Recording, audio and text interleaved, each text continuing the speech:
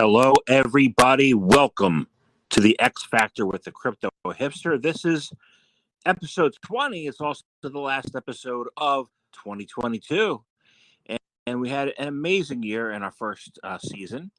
Season 2 kicks off next Friday. Every Friday. Every Friday morning, the Crypto Hipster brings you global news around the world in crypto and blockchain technology. And today we have nothing short of an amazing show again. Let's get right into it again. Let's get right into it and talk about, well, our favorite topic, right? Alameda. Okay. Alameda wallets. Yeah, lovely. What we have here is Alameda wallets funnel over $1.7 million via crypto mixers overnight. 30 cryptocurrency wallets linked to Alameda Research, the bankrupt sister company of crypto exchange FTX, became surprisingly active on December 28, following 4 weeks of inactivity. Surprise. These wallets swapped and mixed over $1.7 million worth of crypto assets through various crypto mixing services. Crypto mixers are often used by market exploiters and criminals.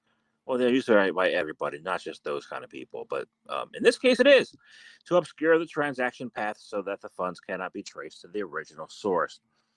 The sudden movement of funds from Alameda wallets just days after Sam Bankman-Fried was released on bail raised suspicions across the crypto community.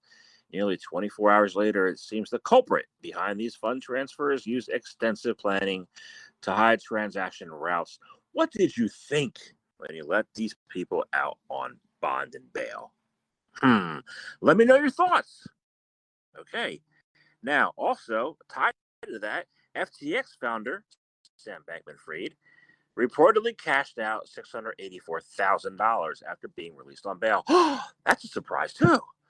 SBF has allegedly cashed out $684,000 from a crypto exchange in Seychelles, which are islands, while being under house arrest. They didn't take away his computer, according to an on-chain investigation. FTX founder SBF is reportedly cashing out large amounts of crypto soon after being released on bail, on-chain data suggests. He's cashed out about $684,000 in crypto to an exchange in Seychelles while being under house arrest. You got to take away the computer. Today, you can't just say, okay, we're going to send them home. If you don't take away the internet access, they do whatever they want. And you see that. Okay. But the really interesting part of this, three-part news service series, is this. SBF met with Joe Biden's President Biden's senior advisors 2 months before FTX's collapse. Wow. Former FTX CEO Sam Bankman-Fried met with government officials at the White House on at least 4 separate occasions in 2022, one of which reportedly occurred just 2 months before the fall of his crypto empire. Most of the meetings were disclosed in visitor logs that are posted by the White House every month, with a record showing that Bankman-Fried met with the counselor to the president, Steve Ricchetti, on April 22 and May 12, along with another meeting on May 13 with policy advisor Charlotte Boutage. However, according to a December 29 Bloomberg report, the former CEO also met with the president's counselor, Ricchetti, as recently as September 8, a meeting that did not show up in the visitor logs. Another surprise. You surprised by any of this? I'm not. What do you think? Let me know your thoughts. Okay, let's go. Staying in the U.S., one more new piece of news out of here is crypto investors sue the Winklevoss twins over interest accounts on Gemini. Okay, the plaintiffs allege that the products were not registered, which prevented them from receiving disclosures to better assess the risks of using Gemini Earn. Tyler and Karen Winklevoss, the twins, founder of the Gemini cryptocurrency exchange, are reportedly facing a new lawsuit from investors over Thinterest earning program, Gemini Earn. Disgruntled investors have filed a lawsuit against Gemini founders, accusing the firm of fraud and violations of the securities laws, according to a report by Bloomberg. Filed on December 27 in the U.S. District Court in Manhattan. The complaint states the Winklevoss brothers refused to honor any further investor redemptions after halting those due to exposure to troubled trading firm Genesis Global Capital. Seems like a lot of news out here. We're bad. Everything's bad, right? No, I don't think so. But there's some good news in my report here. But let's think about this. Um, banks really don't want crypto to offer interest. Why? Because the banks like to offer you 0.25% per year, and they really hate you earning 9, 10, 11, 12%. And they want you to earn less, but they want you to buy lottery tickets, and which has even a worse return rate. Um, Something to think about, right? Let me know your thoughts. Let me know. Thank you. All right, staying here in the U.S., got another piece of news here. What is Swan Bitcoin and how does it work? Nope, I don't care. Doesn't work. I don't care if it works. I don't care what it is. Get rid of this piece of news, throw it out. There it goes in the garbage. Okay, who cares, right? So, but let's go somewhere else. Let's go to Europe. Let's look at Turkey. Turkey's central bank completes first CBDC test with more to come in 2023. The Central Bank of the Republic of Turkey has completed the first trial of its central bank digital currency, the digital Turkish lira, and has signaled plans to continue testing through 2023. According to a statement released by the CBRT, on December 29, the Central Bank Authority said it successfully executed its first payment transactions using the digital lira. It said it will continue to run limited closed-circuit pilot tests with technology stakeholders in the first quarter of 2023 before expanding it to include selected banks and financial technology companies in the rest of the year. That's good news. That's awesome. Turkey's smart, smart, smart, smart. Okay, let's go to. We're not going to go to Asia yet. Actually, you know what?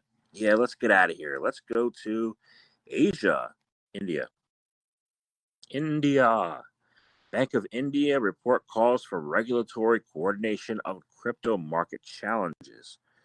The Reserve Bank of India, the RBI, has again expressed concerns about the burgeoning crypto ecosystem and suggested parts of it could be banned.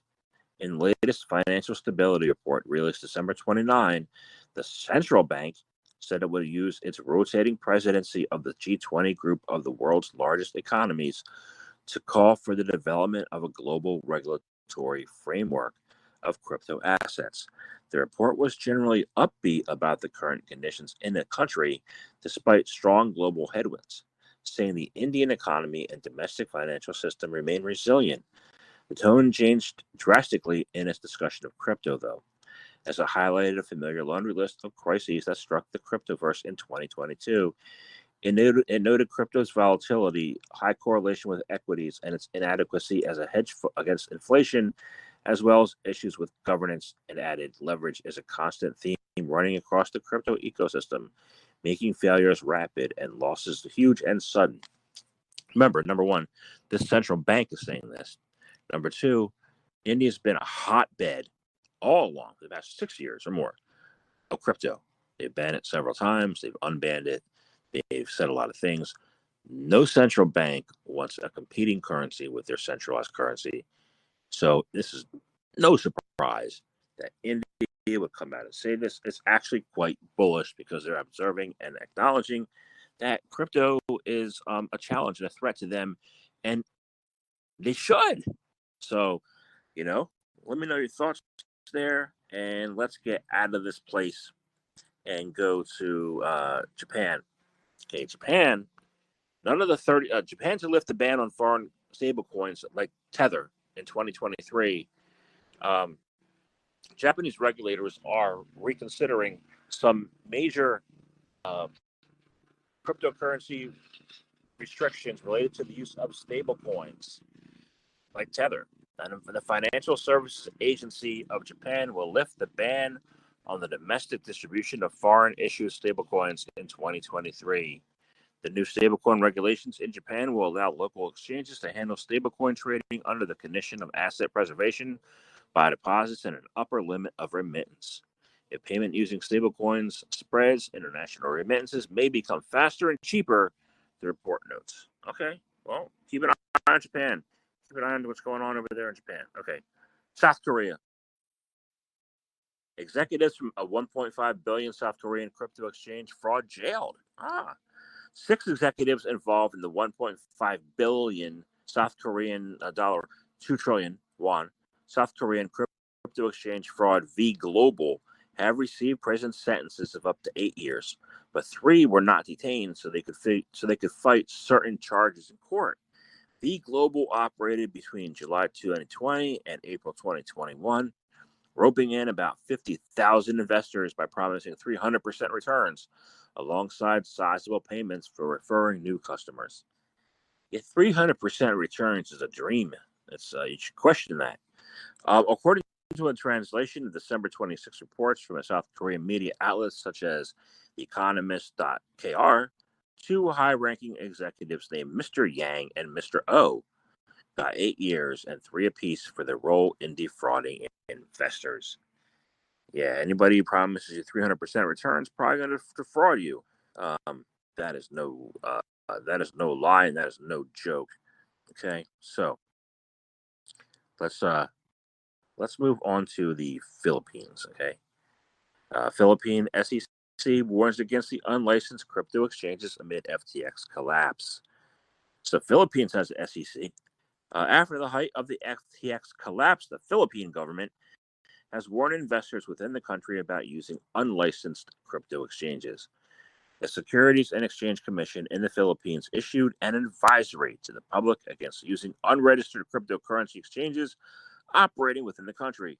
Within the warning, the SEC did not directly mention the FTX exchange, but said that the warning considers the recent collapse of a large international cryptocurrency exchange.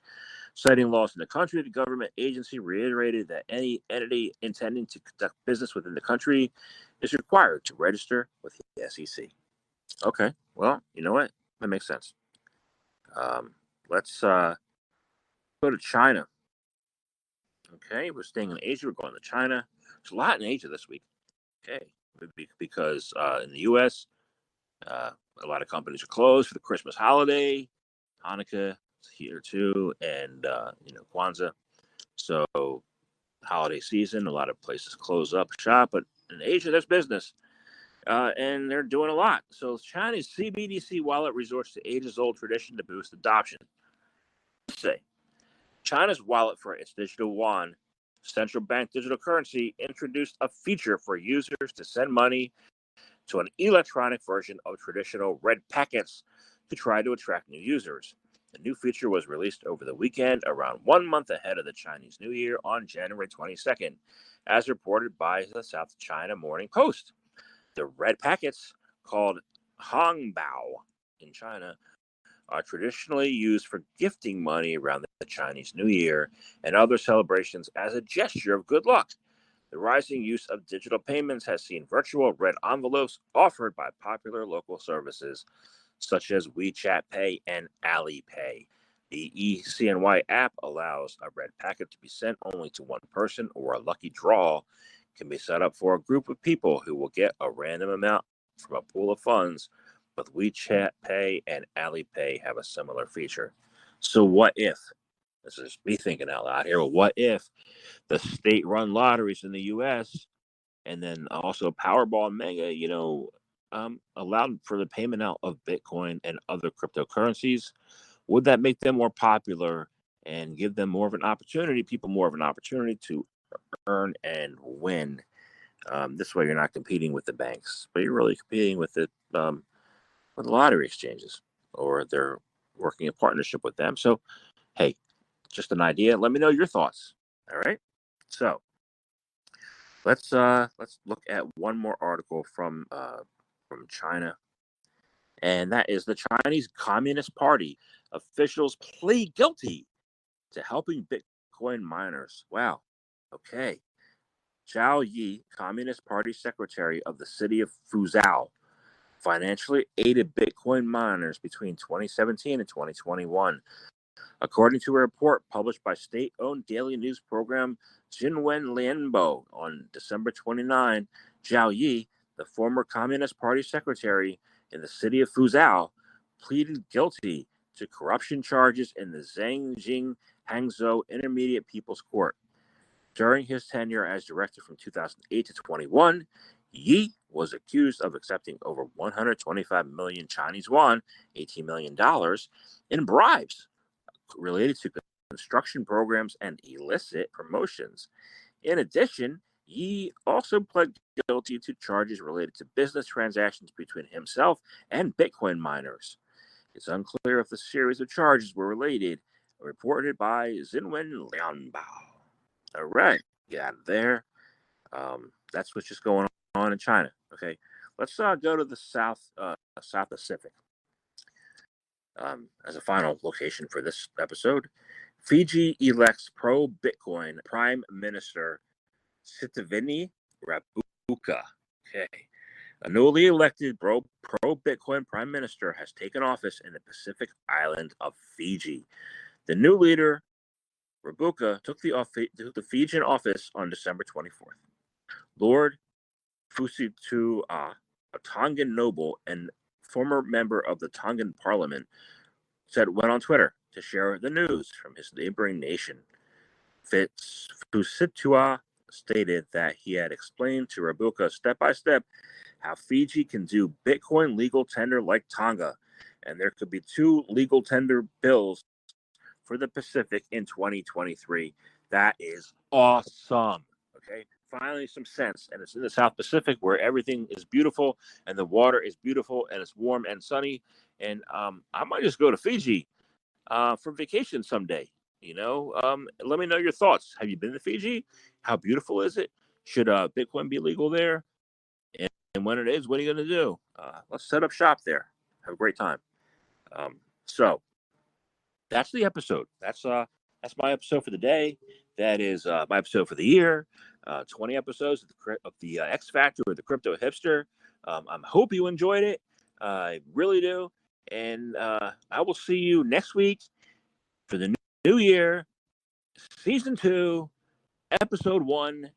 Have a wonderful, wonderful, wonderful new year. Happy New Year. Let's get out of 2022 and make 2023 amazing and better and awesome. And let's go.